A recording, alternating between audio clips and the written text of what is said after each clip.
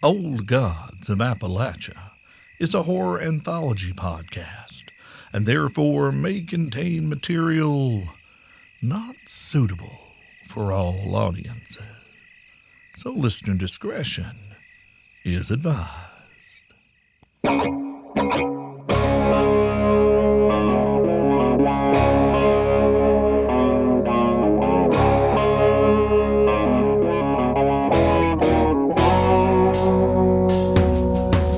When the walls close in and the light gets swallowed and there ain't no place that feels like home, the ones you love turn into strangers and you cast your eyes through the winding road. Keep your foot on the gas, your eyes straight forward, clear your heart and mind. Best to leave them ghosts behind. When the hearth grows cold and home is nowhere, then you might as well. When darkness calls, run like hell.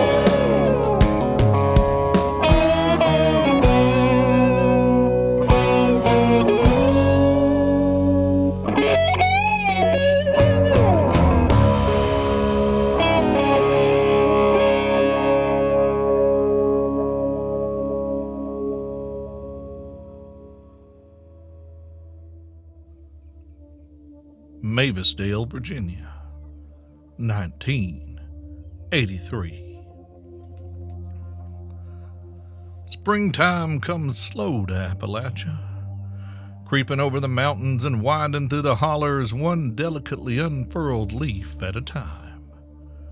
She likes to entice with balmy days even as early as February, promising the cold days of winter are all but over, luring folks out of the house in shirt sleeves long before such lightweight fare is truly advisable.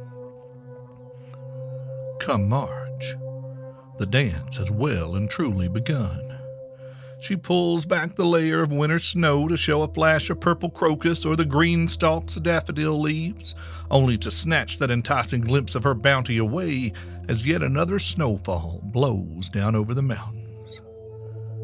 April's even worse, as longer periods of warmth lead some to prematurely begin planting or loading up on the annuals one can find in the garden department at the hardware store, though any fool knows better than to set out plants before Mother's Day. Chip Collins was no such fool, and this particular morning in April of 1983 found him in the rocking chair on his front porch, sipping a mug of hot cocoa, as he had never cared for coffee. The previous week had been pleasantly warm, with temperatures hovering in the low 70s, but there was a nip in the air this morning that hinted at snow on the horizon. It wouldn't be the first time nature lured folks away from their wood stoves with promises of picnics and cookouts, baseball games, and warm evening strolls, only to snatch the rug out from under them just as they begin to consider stowing their coats away for the season. Mother Appalachia loved a good bait and switch.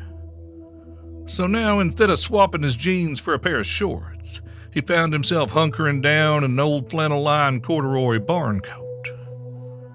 Chip had inherited the house, as well as the pair of rockers that graced its wide wraparound porch and most of its interior furnishings, from his Aunt Betty, who had taken him in when he ran away from his mama's house at 13.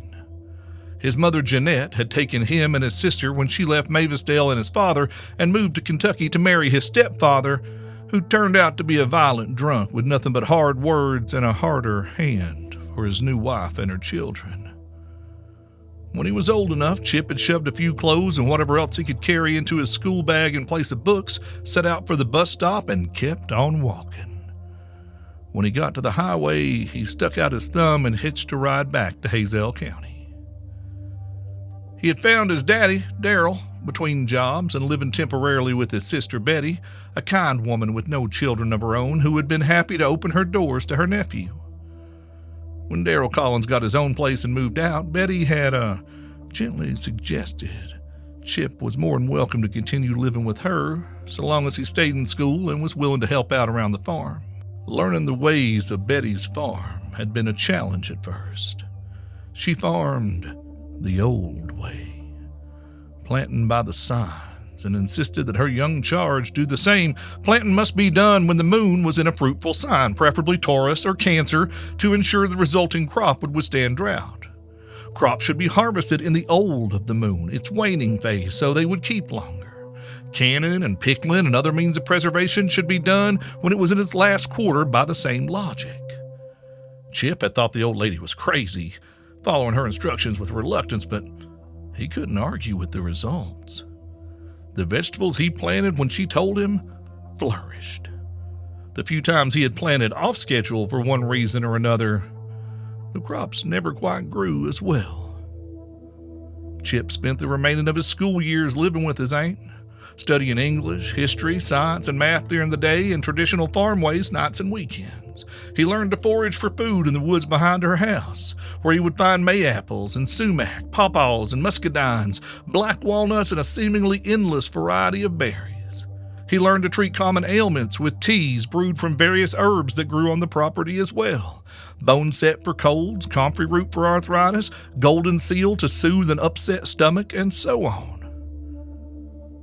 Betty had to let the farm go in her later years. Once her arthritis no longer permitted the long days of hard work that farming required. Chip had helped her convert the land, planting grass and native wildflowers and a few trees when the moon was in Libra, she insisted, the sign of beauty. Almost a decade later, there was little evidence of the rows of corn and taters, green beans, and squash that had once dominated the property around Betty's 32-story farmhouse. The remaining acreage in her parcel of land, well, his parcel now, consisted of the sort of dense woods, thick with tangled vines and knotty underbrush that were common in central Appalachia, providing unmatched privacy. Chip appreciated that. Now, he didn't dislike his neighbors, but he preferred not to know their business nor they to know his. As he sat enjoying that privacy and the pink-hued glory of the sun rising over the mountains draped in a gauzy veil of fog, his ever-present companion, Mac, lay at his feet. The rangy black and gray dog appeared to be some combination of husky and German shepherd, although his size and temperament suggested to Chip there could be a thread of something a bit less domestic in his heritage. He wasn't certain whether owning a wolf dog was legal here in the Commonwealth, however, so he kept that suspicion to himself. Chip had adopted the dog as a pup, admittedly from a backyard breeder who swore Mac was a purebred husky, though he had no papers, during the long, lonely winter after his wife had taken their daughter and moved to Blackford. Mac was a great dog. Loyal and affectionate, well, at least with the family. He was fiercely protective of Chip's 7-year-old daughter, and even sweet with his grumpy old tortoiseshell cat Clementine. But he was deeply suspicious of strangers, and slow to promote anyone from stranger to friend, or even person I won't growl at. Turned out he had a strong prey drive and a talent for fence jumping too, which had not endeared the dog to their neighbors. Eventually, Chip had found it necessary to install a long lead between 2 oak trees in the backyard for Mac's outdoor time, lest his habit of bringing home chickens and even the occasional sheep from Evelyn Pollard's farm down the road drive them into bankruptcy. Chip was contemplating going back inside for another cup of cocoa when Mac raised his head, eyes turning toward the long driveway that snaked through the trees at the edge of the yard, and began to growl softly. A moment later, the sound that had roused the dog reached his ears, too. The rumble of a well-tuned engine and the grinding of rubber on gravel. "Hush now," he warned, dropping a hand to stroke the dog's head as a Ford F-100 with a blue and white two-tone paint job emerged from the tree line. "You know who that is." The old pickup was Gary Jesse's pride and joy.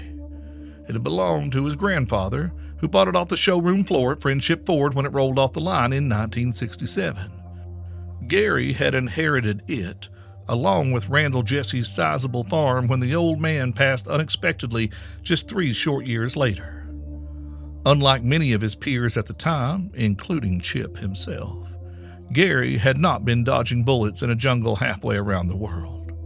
Being young, dumb, and in love, Gary had gotten married fresh out of high school, and by the time his number had come up for the draft, he'd had a toddler to provide for and another on the way. So Uncle Sam had generously exempted him from serving his country. Chip Collins found himself grateful for that every day. He'd returned from Vietnam with scars, a few on the outside and a lot more on the inside, and counted himself lucky. Too many of Hazel County's sons had never come home at all. It had been nice to find someone he knew settled down with a couple of kids carrying on his family legacy. Though he hadn't known Gary well when they were kids. He was a few years ahead of Chip in school. They had become friendly after he got out of the military. He'd been living with his Aunt Betty in this very house, taking classes at the college over in Glaymorgan during the day, and supporting himself in the evening by slinging beers at Jocko's, a local bar where Gary occasionally enjoyed a drink or three after a long day's work on the farm. Over time, Gary had become just about the closest friend he'd ever had. He'd come with Chip to the courthouse to stand as witness when he married Christy, then Christy Holyfield, who was accompanied by their other witness, her sister Stephanie. He'd met Christy after he finished college, where he'd studied social work and taken a job with the county. His studies had focused on working with children, and his job was in the Child Protective Services Division, where he hoped he could do some good for other kids in the mountains who were suffering in home environments like the one he'd grown up in with his stepfather. Christy was a fellow social worker in the same office, although her position was primarily centered on seeing to the needs of Hazel County's elder population. The two of them had been young and idealistic, and they got on well at first. Within a couple of years, they were married, and a year later welcomed a daughter. But marriage wasn't easy for anyone. The stress of the type of work they both did, the suffering they saw inflicted on the most vulnerable members of their community, either by folks they should have been able to trust or by poverty and simple bad luck, began to take its toll, particularly on Chip. Their arguments had grown louder and more frequent, particularly on those evenings when he found himself staying out late for a relaxing after-work beer that turned into 7 or 8. It all came to a head at the tail end of 1979, when he lost his temper on a late-night visit to the hospital. He'd been summoned there by the medical team, who suspected a boy who'd come in with a broken arm had been the victim of abuse. As it turned out, Chip was well acquainted with this particular family. He had several visits to the home previously, but the child, his siblings, and their mother had all claimed no one was hurting them, despite the bruises evident on their skin. In the hospital that night, however, he was able to speak privately with the kid for a few minutes, and with tears welling in his eyes, he finally admitted the truth. His daddy had pushed him down the stairs. When the father in question swaggered into the hospital room, making some snide remark about CPS being called every time somebody tripped, Chip had just punched him. He lost his job after that. Though he'd only done what every social worker who'd ever met the man wanted to, he understood. He needed to be able to keep his cool, to work with police to handle these situations in a court of law and not just beat the snot out of every shitty parent who crossed his path, no matter how much they might deserve it. His buddy Jocko had immediately stepped in and asked him to come back to bartending, and he'd gratefully accepted. He spent enough time there anyway, he figured. Might as well have something to show for it. The loss of the job he'd felt was his calling. A chance to do some real good in the world was a hard pill to swallow, though these days Chip thought it might have been for the best. At the time, however, working at Jocko's had only given him more excuse to drink, and that combined with late shifts at the bar had not been great for his marriage. Christy informed him that she was filing for divorce. She loved him, she said, but a home with 2 adults constantly shouting at each other was no fit environment to raise a child, and he couldn't argue with that. She had accepted a new job in another county, and she and their daughter Beverly Jean, then 5, would be moving after New Year's.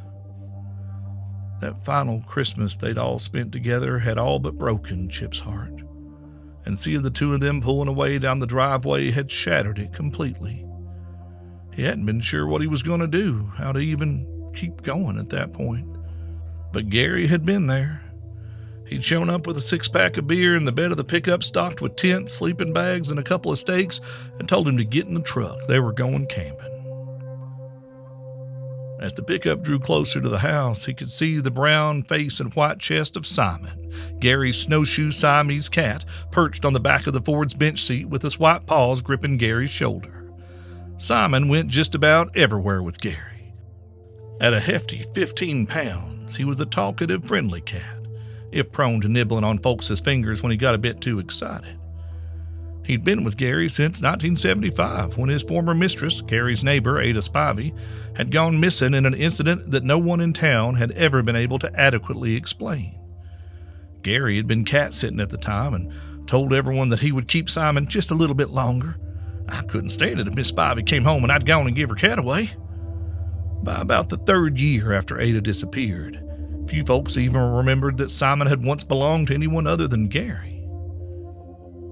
Gary remembered, though. Every once in a while, sitting around a campfire or the wood stove in the winter, after he'd had a few too many beers or a nip or two or something stronger, he would talk about the woman and the things he'd seen around the time she went missing. It was spooky shit, like something out of a Stephen King novel. There was no plan for such a campfire today, thankfully. Gary had come over to enjoy a pleasant day fishing in the creek that ran through the back of the property. As he pulled the truck to a stop in the driveway, Chip rose to his feet and walked back into the house, Mac following. He carried his now empty mug to the kitchen and gave it a quick scrub in the sink, setting it in the dish rack to dry. A moment later, the back door opened, and the plump coffee-colored Siamese cat preceded Gary into the kitchen to join him. Spotting one of his favorite friends, Simon twined around the dog's legs and began to purr. Mac sniffed at him, nuzzling his muzzle into the cat's thick fur. Gary chuckled. "Those two. You wouldn't think a cat and a dog would get on so well, but they sure do. Speaking of, where's your old girl?" He glanced around, his eyes seeking out Chip's cat, Clementine. "Out in the barn last time I saw her. She may be old, but she can still catch mice with the best of them. How's your weekend?" Easter had fallen on the previous weekend, and according to the terms of his custody agreement, it had been Gary's year to have the 3 kids for the long holiday weekend. He had planned to take them camping up near the dam. Jennifer, Stevie, and Kevin were now 17, 15, and 12, respectively, and Gary could see the time he had left with them as children growing short. Jenny was set to graduate in June and planned to attend college in the fall, so he planned one last big family camping trip before the girl headed off to school. It was all right. There was something in Gary's voice that told Chip this might not be entirely accurate. I mean, it was good. The boys had a great time. We all did. What about Jenny? I thought you said they were all going." Gary sighed.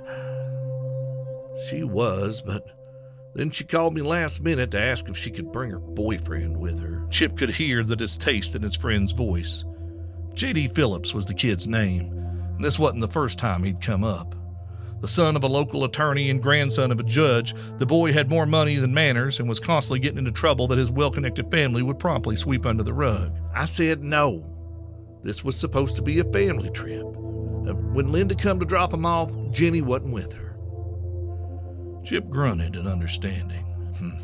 I take it Linda wouldn't make her go. You know how she is.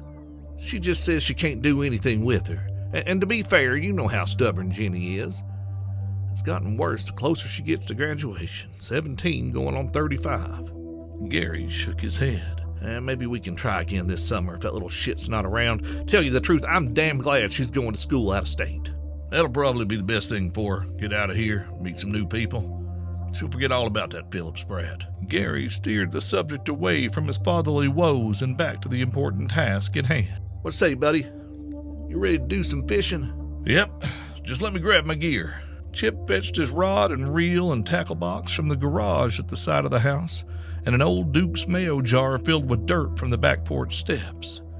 He'd spent part of the evening before digging up night crawlers out in the woods closest to the house and stored this fine cache of bait in a jar.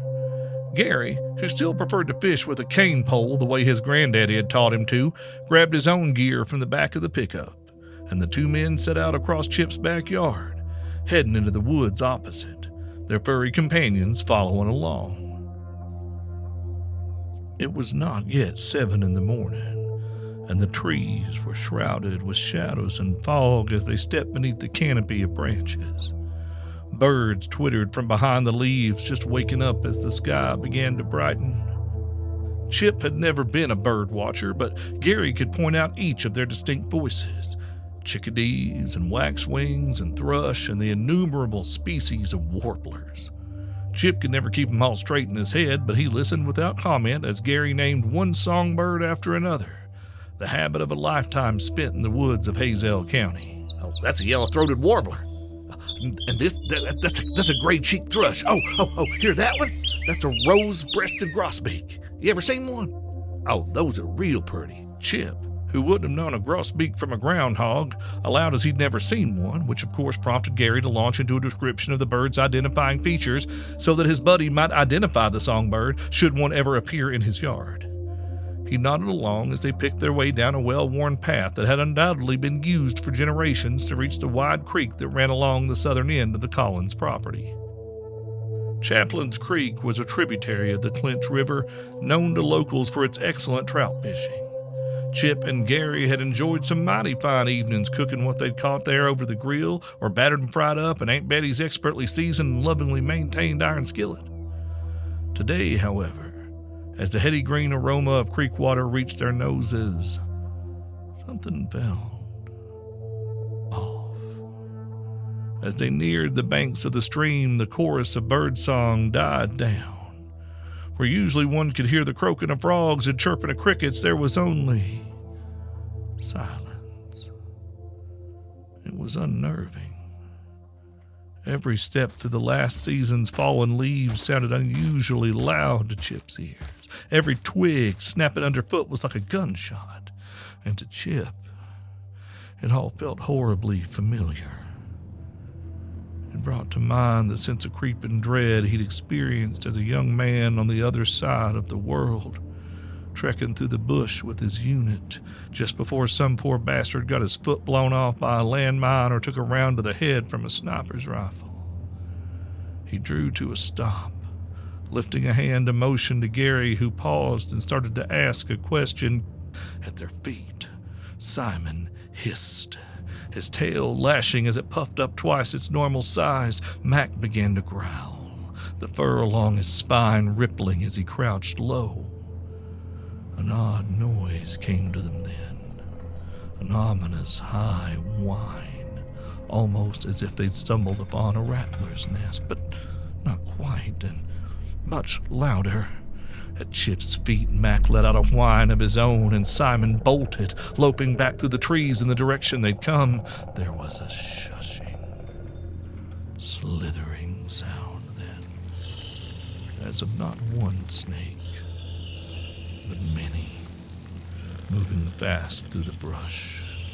And all at once an enormous shadow fell, blocking out the sun that filtered through the branches above them, and without a word, Chip and Gary each took a cautious step back, and the shadow receded. The strange noise faded. Up ahead of them, someone began to whistle. A moment later, a man emerged through the brush, coming up the bank from Chaplin's Creek.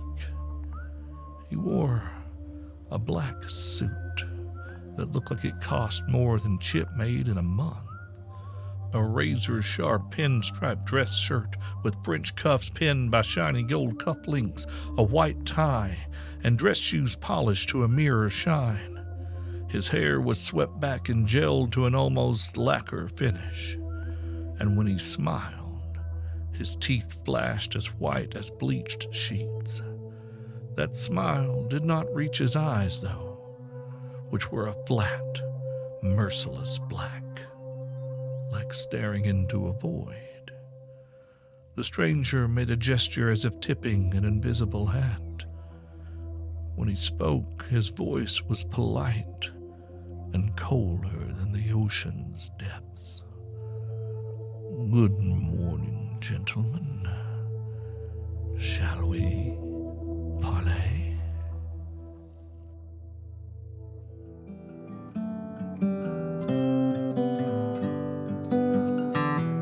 Well, hey there, family. Welcome to the third arc of Season 5 of Old Gods of Appalachia, Run Like Hell. where it's springtime in Mavisdale, Virginia. Y'all remember Mavisdale, don't you? Lots of strange things going on in that town, and it seems like poor old Gary Jesse has seen more than his fair share, doesn't it? We hope you'll join us again next time to learn more about this stranger on his buddy's land. But I bet you will. And speaking of springtime, y'all, this time of year is filled with all sorts of holidays and special occasions like Mama's Day, Daddy's Day, graduation ceremonies left and right. And here at Old Gods of Appalachia, we want to help you celebrate that special someone. So from now until the end of June 2025, we're offering gift subscriptions to the Holler at 25% off. Yes, family, for a quarter less than the usual price. You can introduce your mama to the horrors that unfold here in these mountains, or help your penny pinching daddy finally experience that exclusive content like Build Mama a Coffin, Familiar and Beloved, and more. Head on over to oldgodsofappalachia.com/the holler to purchase a gift subscription today for somebody you love. Or loathe. We don't judge how you spend your money, family, not at all. And this is your Ain't We All Glad to see that old Simon is still alive and kicking after his encounter with those creepy pumpkins reminder that Old Gods of Appalachia is a production of Deep Nerd Media and is distributed by Rusty Quill. Today's story is dedicated to the memory of the real-life Chip Collins, Vietnam War veteran, survivor of fire-based ripcord, social worker, founder of the Ripcord Association support group, father, and friend. It was written by Kim Collins and performed by Steve Shell. Our theme song is by Brother Landon Blood, and our new outro music is Stone's Throw by John Charles Dwyer. We'll talk to you soon, family. Talk to you real soon. But I always know I'm a stone's throw to the window. The person I'm trying to be. I'm trying to be. I'm trying to be. I'm trying to be good. I'm trying to be. I'm trying to be. I'm trying to be good.